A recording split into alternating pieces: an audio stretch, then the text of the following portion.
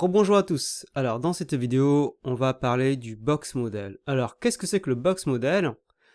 Le box model en français, ça signifie modèle de boîte. Dans le HTML, chaque élément est représenté par une boîte. Prenons cette image par exemple.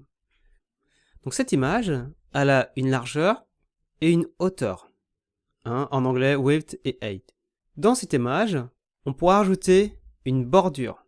Et puis on peut aussi rajouter une marge, donc en anglais, margin. Et entre l'élément de notre image et notre bordure, on peut rajouter un padding. Bon, je pense que le plus simple pour vous expliquer tout ça, c'est de faire un exercice ensemble. Allez, c'est parti. Donc ici, j'ai ma page HTML et puis j'ai ma feuille de style.css. Et on va travailler avec cette photo. Alors, bon, la première chose que je vais faire, je vais appeler la bordure et je vais donner une valeur. Et dans mon body, on va mettre un fond de couleur et on va mettre du noir. Allez. Concernant les codes couleurs, on verra tout ça dans notre projet.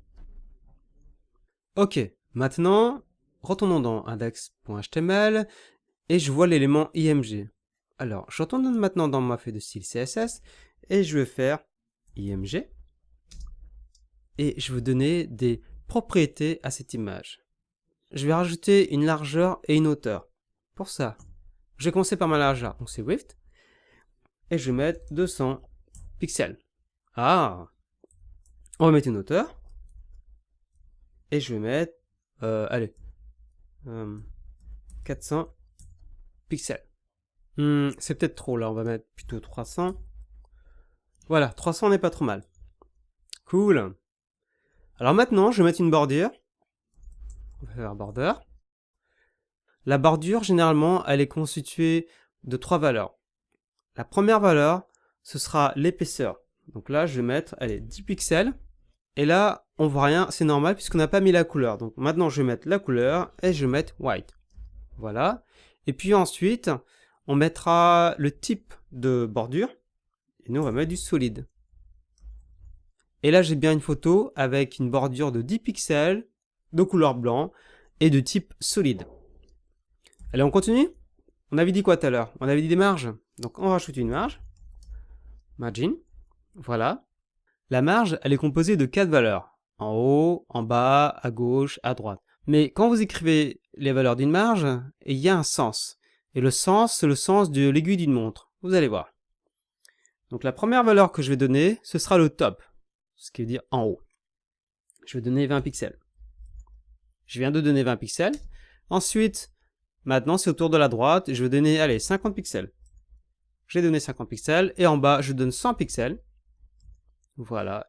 Et je vais donner 200 pixels sur la gauche. Voilà. Donc voilà pour les marges. Ensuite, pour le padding. Donc pour rappel, le padding, c'est ce qu'il y a entre la bordure et notre élément. Je vais taper padding.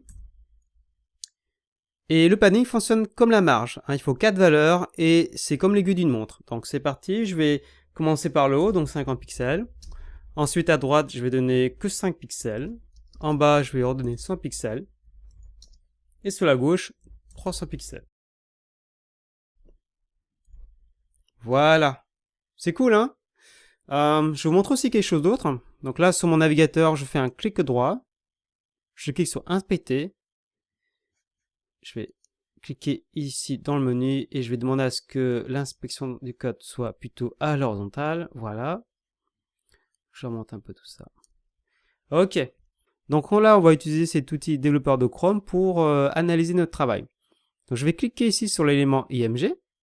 Et sur votre droite, regardez, il y a les différentes valeurs. J'ai bien une image qui fait 200 pixels de large sur 300 de haut.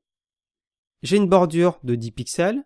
J'ai un padding et puis la marge aussi 20, 50, 100 et 200 sur la gauche. Donc voilà ce qu'on pouvait dire sur les modèles box. On verra bien sûr plus en détail de tout ce fonctionnement quand nous allons démarrer notre projet. Allez, je vous dis à tout de suite pour la prochaine vidéo.